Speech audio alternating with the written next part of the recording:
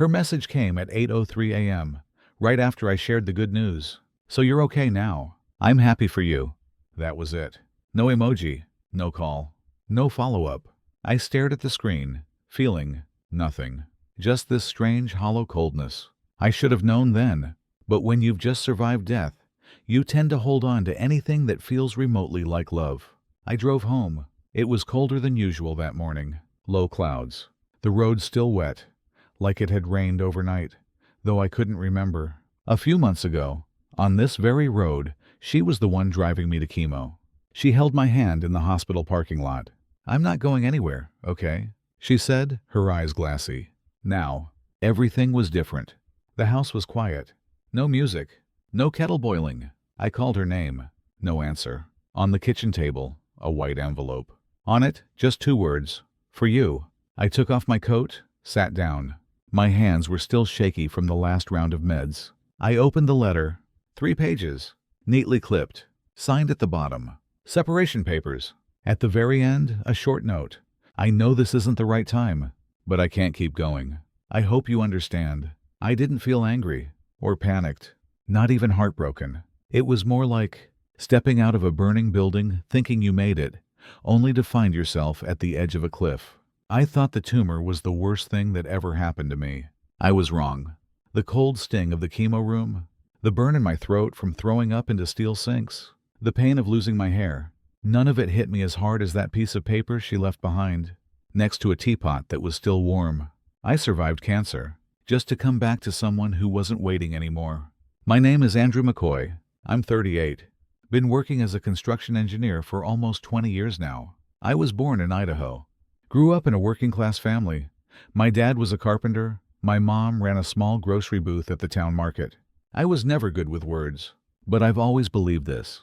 When you choose to be with someone, you become their safe place. I met Emily when I was 33.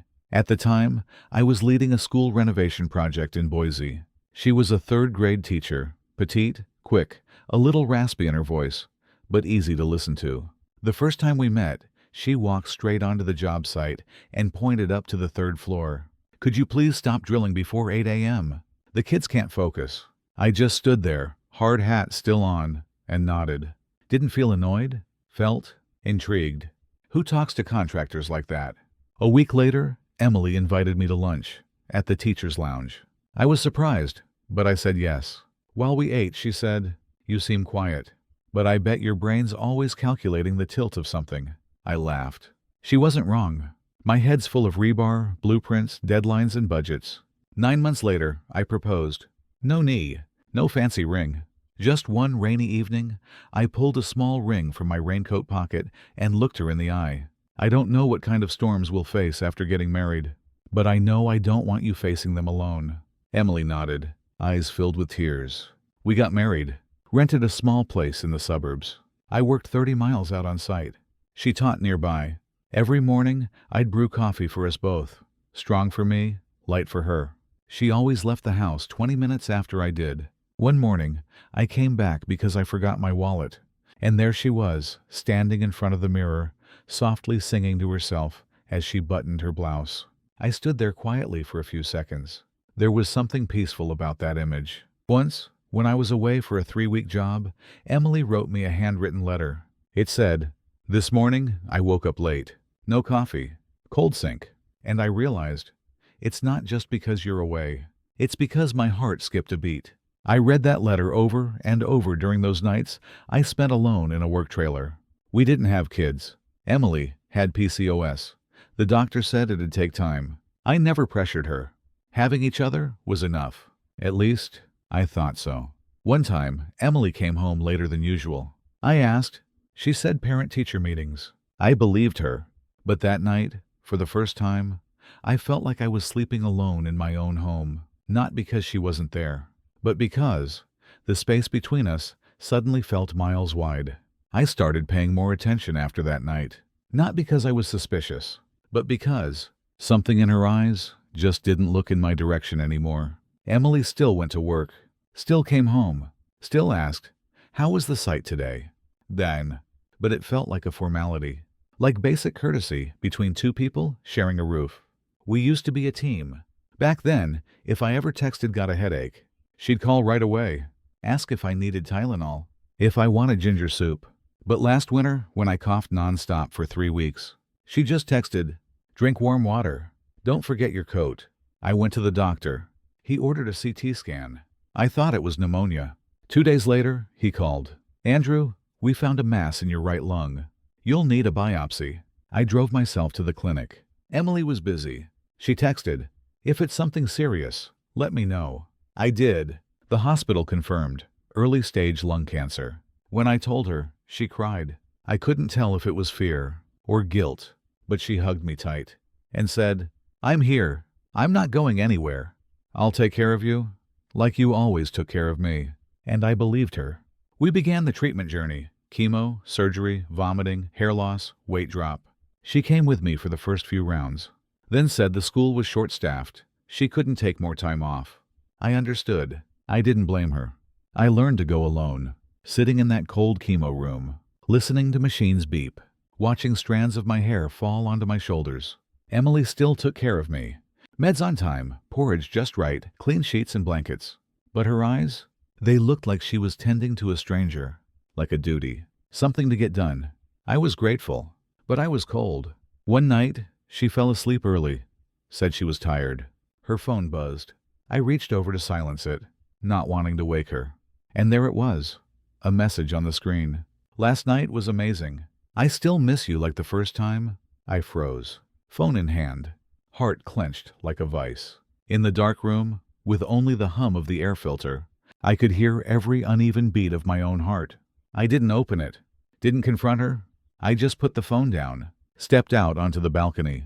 The air outside was freezing, but it wasn't nearly as cold as the feeling in my chest. The next morning, Emily got up early, made breakfast like nothing had happened. I ate, didn't say a word, but something in me had shifted. I started organizing every treatment bill, every doctor's note, every detail of our spending over the past 6 months. I didn't know why. I just needed something clear, something concrete, something I could control, in a world that was starting to make less and less sense. Then one day, the doctor called. "We're really happy, Andrew. You're one of our best recovery cases. The tumor's no longer active." I left the hospital, drove home. All the way back, I imagined how I'd hold Emily, tell her, "We made it." But when I got home, there was only a white envelope on the table. Inside, separation papers, with a single line, "I need to live true to myself." I didn't sign the papers right away. I folded them, put them in the nightstand drawer. Not because I doubted what I'd read, but because I wasn't ready to accept that the woman who once promised to stay when I was at my weakest was now choosing to leave, right when I was learning how to live again. She came home that night at 9 p.m. No suitcase, just a small purse. She looked at me, then at the table, where I guess she expected to find the signed papers. I asked, "Did you eat?" She shook her head, softly said, "Not really hungry." I stood up, went to the kitchen, reheated the soup I'd made earlier that morning. Neither of us said a word during dinner. She ate slowly, each spoonful like she was measuring the bitterness in her throat. When she finished, she put the spoon down, didn't look at me, just whispered, "I'm sorry if I've seemed distant lately. I don't know how to care for you the right way anymore." I didn't answer, just stared at her empty bowl, clean, quiet, neat, exactly like the way she was planning to leave. No mess, no chaos, just emptiness and cold. 3 days passed. I still didn't sign, and she still stayed. We shared a house, but not a marriage. She slept in a separate room. I cooked, cleaned, went to checkups. She left early, came home late, sometimes left notes on the table. Pizza in the oven. I went to bed. Every time I saw one of those notes, I remembered the ones she used to leave. "Don't forget your meds." I added puppy stickers on the bottle to help you remember. Same handwriting, same woman. But everything was different. One night, I couldn't sleep. Just stared at the ceiling, listening to the low hum of the AC. I thought back to the 3rd time she got a negative pregnancy test. She sat with her face in her hands, crying without sound. I sat outside the bathroom door, didn't say a word, just made warm milk and waited. Neither of us slept that night. We didn't need many words. We just needed each other. Now I sat in the dark, alone. That night, I did something I'd never done before. I opened her phone. No passcode. She never thought I'd check. There were texts from someone saved as Liam G. Messages going back months. I miss you. It's driving me insane. Just a few more months. When he's better, you won't have to hide anymore. Don't feel guilty. You deserve to live your truth. And from Emily. Andrew still thinks I'm taking care of him out of love. I don't want to hurt him. But I can't keep lying either. I read those words. Didn't feel anger. Not even pain. Just empty. Like waking up from a long dream, realizing the beauty you held on to was never really yours. That night, she looked at me and said suddenly, I know. I haven't been a good wife in your eyes. Then turned away, voice cracking.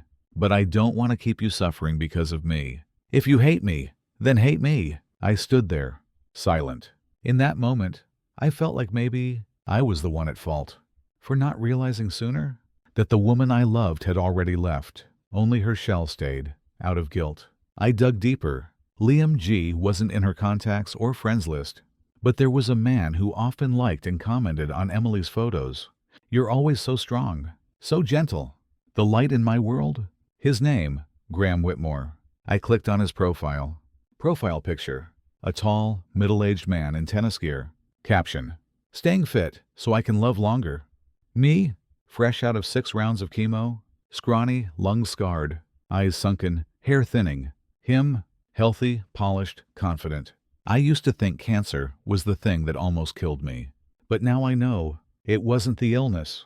It was the moment I looked into the eyes of the woman I loved and saw that she wasn't there anymore. I started noticing how often Emily was away. She came home later. The familiar scent of her perfume was no longer on her collar. Her phone stayed on silent, face down on the table. No more music while cooking. No stories about her students. The little ones she used to talk about with eyes glowing like lanterns in the dark. I didn't ask, because I was afraid that if I did, she'd tell me the truth. And I wasn't sure I could handle it. One night, around 1 a.m., I saw headlights sweep across the front yard. Emily stepped out of the car. A flowy dress, light makeup, no teacher's bag. I was working on blueprints. She saw me, startled. You're still up. I nodded. She added quickly. Just met some old friends. Nothing big. I didn't respond. But in my head, a single sentence echoed. When someone has to say, nothing happened, something already has. The next day, I drove aimlessly around the city, past the old streets where we used to walk after dinner, stopped at a small cafe, where she once wrote me letters while I was away at job sites. The owner still recognized me. Haven't seen you two in a while? She was here not long ago, sat over there, with a man. Polished guy. I smiled, thanked him. Didn't ask anything else, but my chest tightened, just a little. That night, I got home before Emily, and waited. I didn't know what I was waiting for. An explanation, a confession, or just a genuine look. She walked in at 10, tired, took off her coat, slipped into the room without a word. I knocked softly. Emily. Silence. I'm not angry, I said. I just want to understand. When did this begin? She sat on the edge of the bed, back straight, eyes on the floor. There wasn't one moment, she said quietly. Things just drifted, like water leaking from a glass jar. I sat down too, at a distance. When did you start loving him? She didn't hesitate. I'm not sure if it's love, but with you, I feel like I'm living out of duty. With him, I feel light, like I can laugh without apologizing. I didn't react. It didn't surprise me, but it still hurt. Then she looked up, first time in weeks, and said, You're a good man, Andrew, but I'm no longer the right woman for you. I got up, went to the kitchen, poured a glass of water. My hands trembled a little, not from anger, from helplessness. And I wondered, how can someone use the word good to justify walking away from you? That night, I sat alone in the living room, staring at the phone on the table. I opened my contacts, scrolled to her name. My finger hovered over the call button. I wanted to ask just one question. Did you ever plan to stay? But I set the phone down, because I realized I didn't know what else I'd say to her anymore. 3 days later, Emily left. No drama, no tears, just a quiet morning. I stepped out of my room, and the house felt weightless. The curtain she once picked for the window was gone. Just a few broken hooks left behind. On the dining table, our wedding photo and a folded note.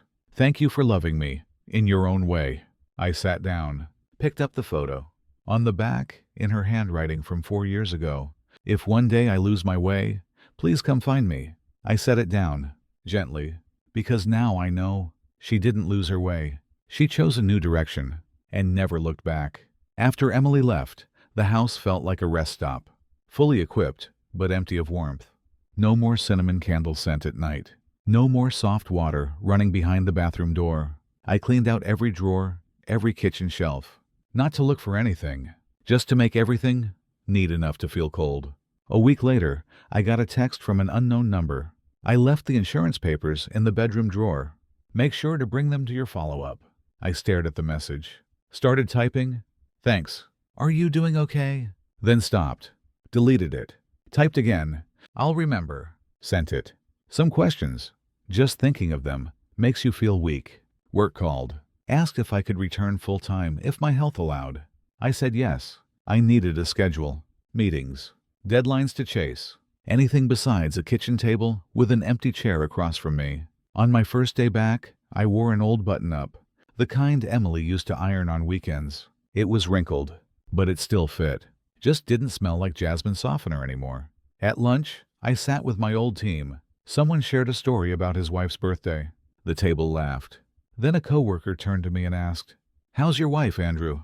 "Still teaching at the same school." I smiled, lightly. "She transferred to a new place." Simple sentence.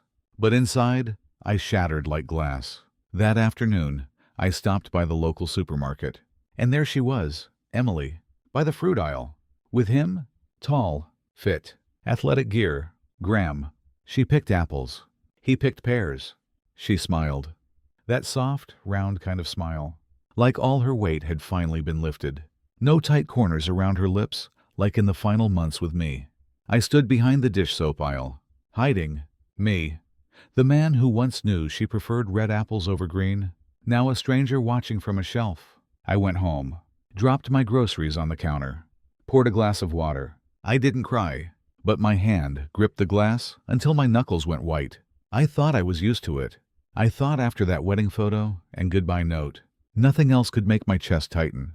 I was wrong, because I didn't just lose someone. I lost the version of myself that felt the most alive when I was with her. That night, I worked on reports until 3 a.m., not because it was urgent, but because I didn't want to turn off the light, didn't want to fall asleep alone. I cleaned the balcony, wiped dust off every potted plant. She used to keep a lavender pot on the corner table. Now it was nearly dead. I carried it out back, watered it, then just sat and stared at it. Like it might say something I hadn't managed to say to her. The next day, I went to the hospital for a follow-up, alone. The same nurse saw me and asked, "Your wife's not with you today?" I nodded. "She's busy." It came out automatically, but it caught in my throat for a second. I waited for the results at the hospital cafe. I ordered 2 cups of tea, placed one in front of me, and the other across the table, the seat Emily used to sit in. No one came, but I didn't move that second cup. I just left it there, like a ritual that somehow lingered, like a goodbye that never got said out loud. Lately, I've started dreaming about Emily more. Just before dawn, not nightmares. Not sweet dreams either, just scattered images. Her tying up her hair in front of the mirror, buttoning her blouse, smiling when I made the coffee too strong.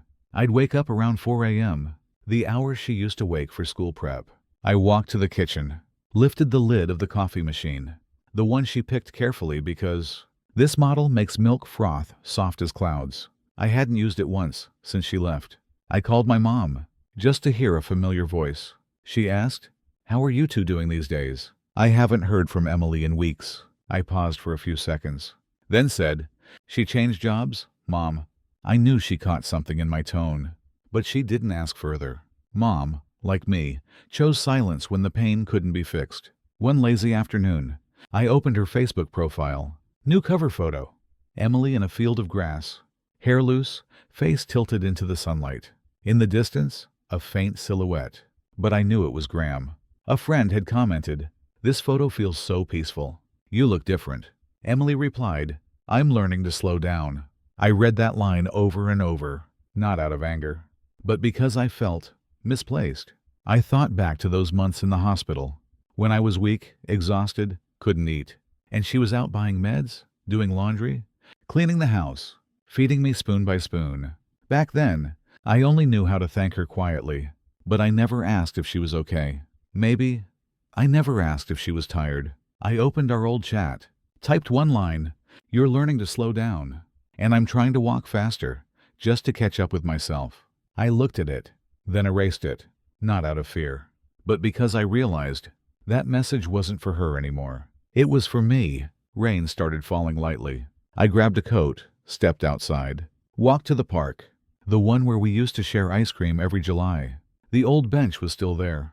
Only this time, the ice cream was a vending machine, black coffee. A young couple passed by, holding hands. She teased him. He laughed softly, just enough to make his eyes light up. I watched them until they disappeared behind the trees. Not jealous, not even sad. Just missed the feeling of being someone's other half.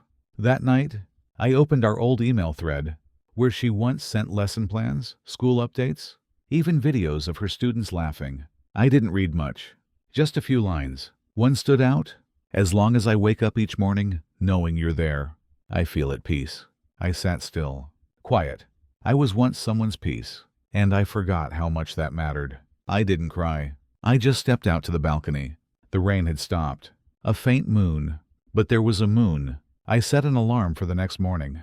For the first time in weeks, I wanted to wake up early, not for work, but to start again, to make coffee, just for me. That day, I stopped by a small bookstore on the west side of the city, the one she once dragged me to, just because she said it smelled like old paper and childhood. I picked up a book on human behavior, flipped through a few pages. As I walked toward the checkout, a familiar voice stopped me. "Andrew." I turned. It was Emily. She stood there, neat, simple, holding a few books on education, same high bun. But her face? Quieter. Not sad, not happy, just still. We walked out together. She asked if I wanted to take a stroll. We chose a path into the nearby park, the one I once told myself I'd never return to. Neither of us said much.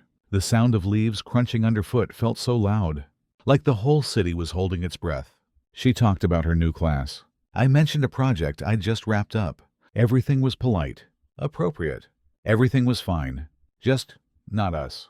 When we reached a bench, not our old bench, she stopped, sat down, eyes on the lake. "How have you been?" she asked. "Still breathing," I said. She gave a soft smile, one with a hint of defeat. "I left a letter on your desk the night before I moved out. Next morning, I came back to pick up some things. The letter was still there, unopened. I knew then. It wasn't that you didn't need me. It's just, you didn't know how to open anything anymore." I clenched my hands. I remembered that morning, seeing the note, touching it, but then putting it back down.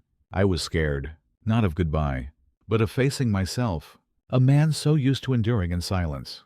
He forgot how to speak up. Emily turned to me. "I wanted to stay, Andrew. I waited for you to say, 'I need you.' But you stayed quiet. And I started fading from the life of the man I loved the most." My throat tightened. I used to think loving someone meant not letting them worry, but I never knew. Some people just want to walk beside you, even through the hurt. She pulled something from her pocket, a thin silver ring. "Remember this. We got these at that summer fair." I kept mine, not out of regret, but because, if we ever saw each other again, I wanted you to know there was a time I didn't want to leave. I looked at the ring, not old, but slightly scratched. Just like this love, bumped around too much, and neither of us bothered to wipe it clean. I looked at the ring she handed me. Everything came rushing back like a blurry film reel. The first time we held hands at the winter fair. The night I lay in a hospital bed, and she whispered, holding my hand, "Just breathe. I'll take care of the rest." And the last time she walked out the door, saying nothing, but her eyes looked like they'd cried all night. I didn't know what to say. I just quietly opened my wallet, pulled out an old photo of us, taken at the Sky Lantern Festival that year. She froze for a second when she saw it. "I thought you threw it all away." I shook my head, placed the photo in her hand.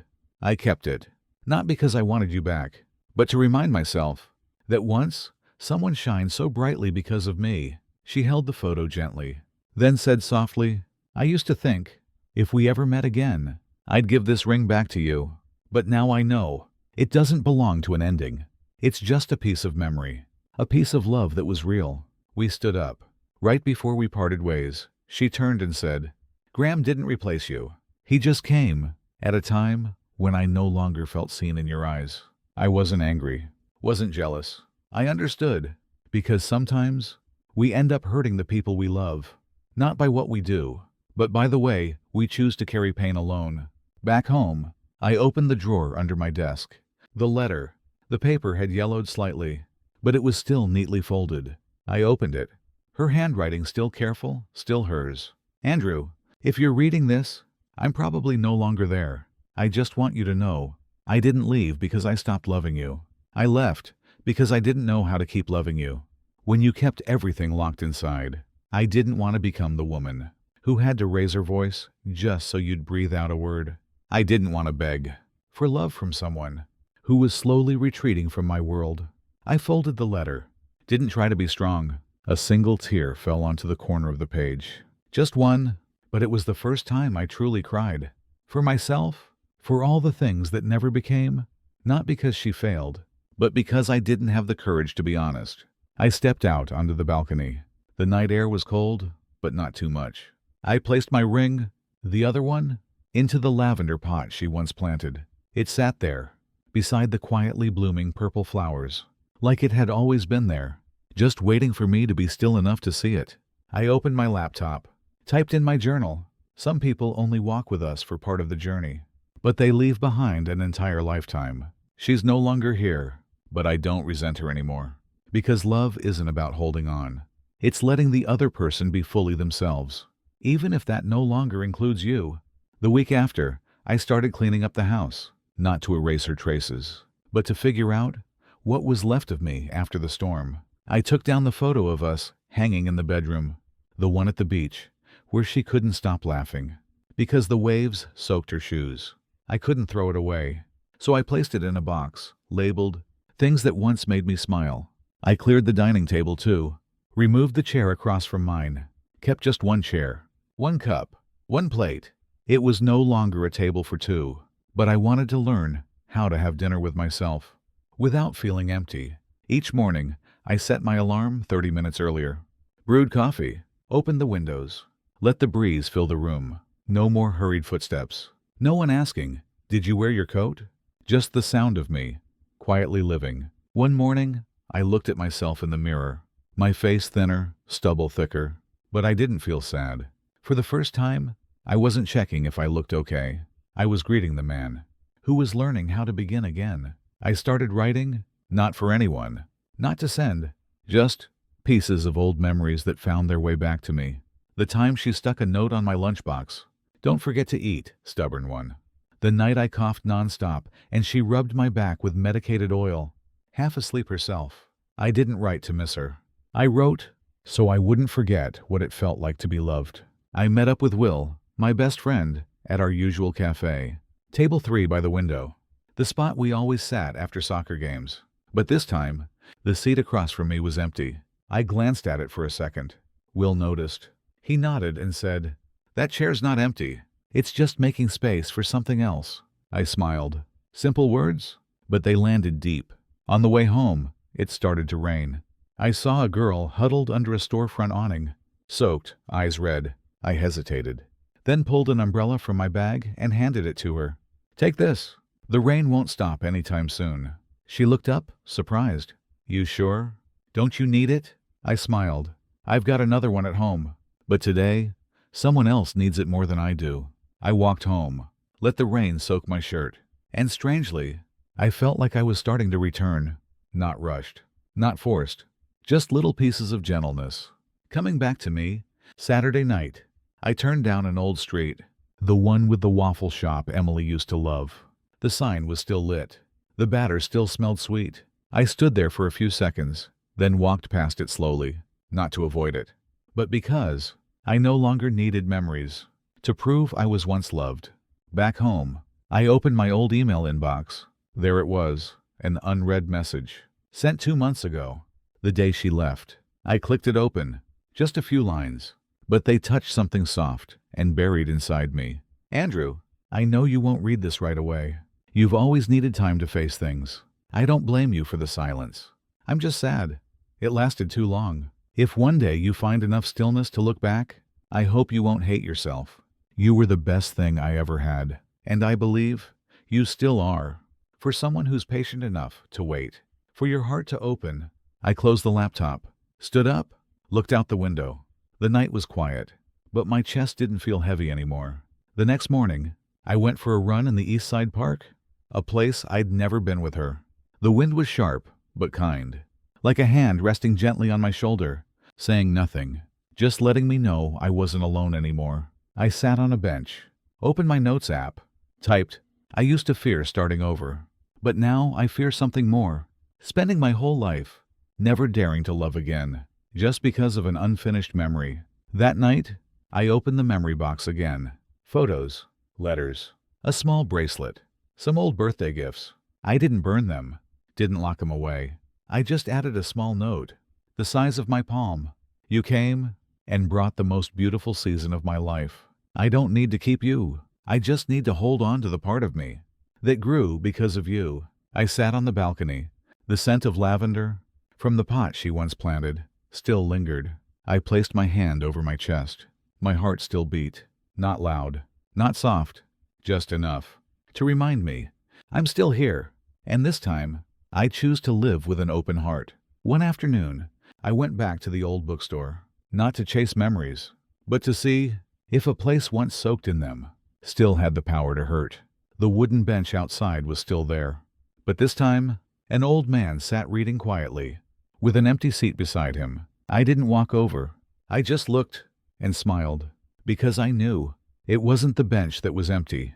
It was me who had finally grown full enough to see it without feeling something missing.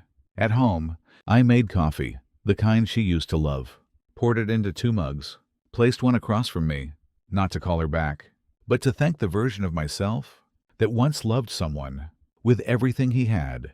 Will once asked me, "Do you still believe in love?"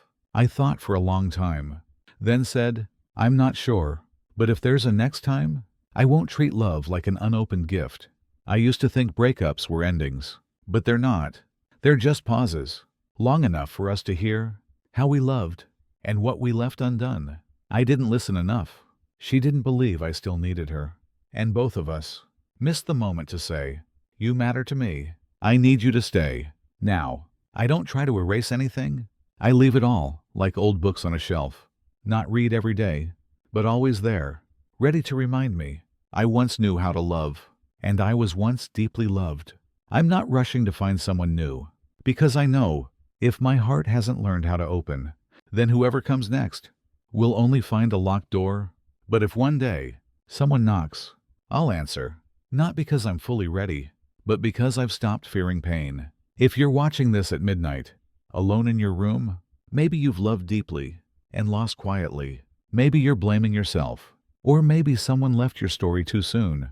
Whatever the case, I hope you'll pause, just for a second, and place your hand on your chest. Can you still feel it? That steady beat? If yes, then you still have a chance to love again, a chance to forgive the other person and yourself, a chance. So next time, you won't let someone walk through your life without knowing they were everything. I can't promise everything will be okay, but I believe if you're still gentle enough to remember, you're strong enough to love again. No rush. Just don't keep the door closed forever.